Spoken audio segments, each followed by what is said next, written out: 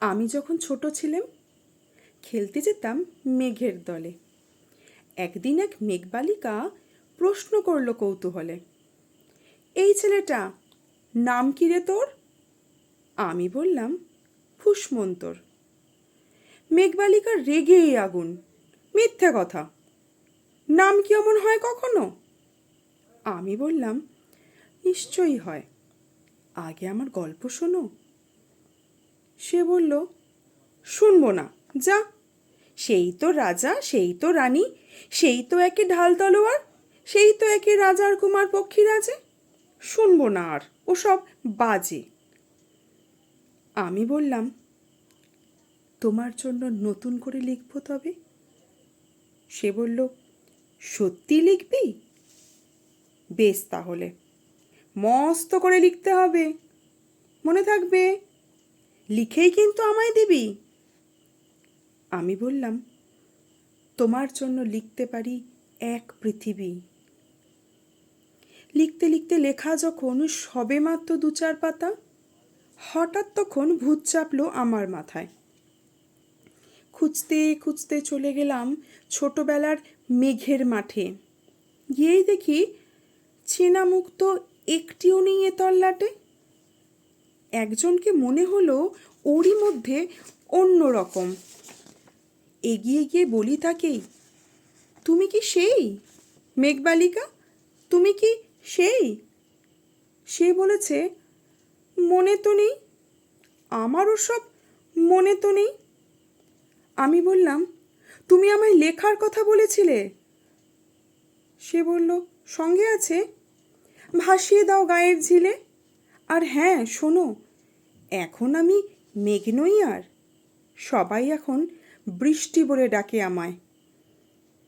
বলেই হঠাৎ এক পশলায় চুল থেকে নখ আমায় পুরো ভিজিয়ে দিয়ে অন্য অন্য বৃষ্টি বাদল সঙ্গে নিয়ে মিলিয়ে গেল খরস্রোতায়, মিলিয়ে গেল দূরে কোথায়, দূরে দূরে।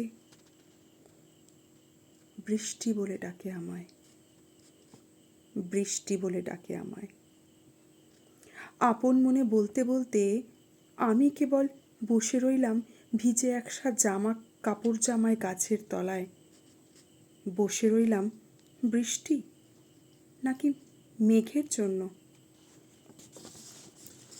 এমন সময় অন্য একটি বৃষ্টি আমায় চিনতে পেরে বলল, তাতে মন খারাপের কি হয়েছে, যাও ফিরে যাও, লেখো আবার, এখন পুরো বর্ষা চলছে, তাই আমরা সবাই এখন নানান দেশে ভীষণ ব্যস্ত, তুমিও যাও, মন দাও গে তোমার কাজে, বর্ষা থেকে ফিরে আমরা নিজেই যাব তোমার কাছে।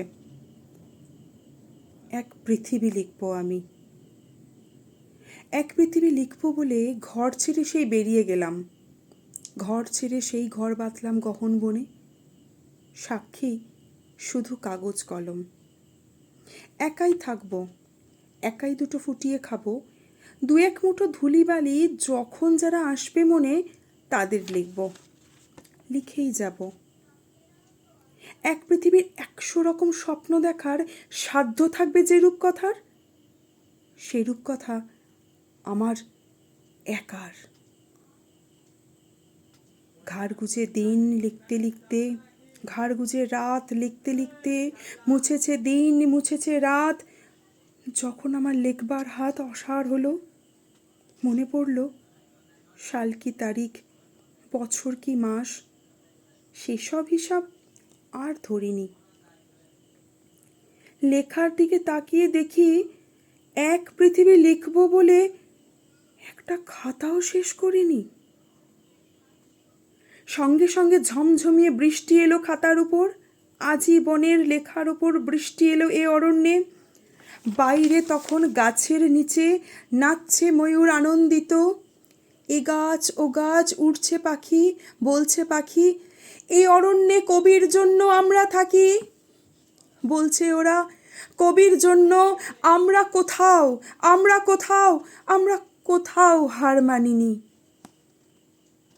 কবি তখন কুটির থেকে তাকিয়ে আছে অনেক দূরে, বনের পরে মাঠের পরে, নদীর পরে, সেই যেখানে সারা জীবন বৃষ্টি পড়ে, বৃষ্টি পড়ে, সেই যেখানে কেউ যায়নি, কেউ যায় না কোনো দিনই, আজ সে কবি দেখতে পাচ্ছে সেই দেশে সেই ঝর্ণা তলায় এদিক ওদিক ছুটে বেড়ায় সোনায় মোড়া মেঘ হরিণী, কিশোর বেলার সেই হরিণী।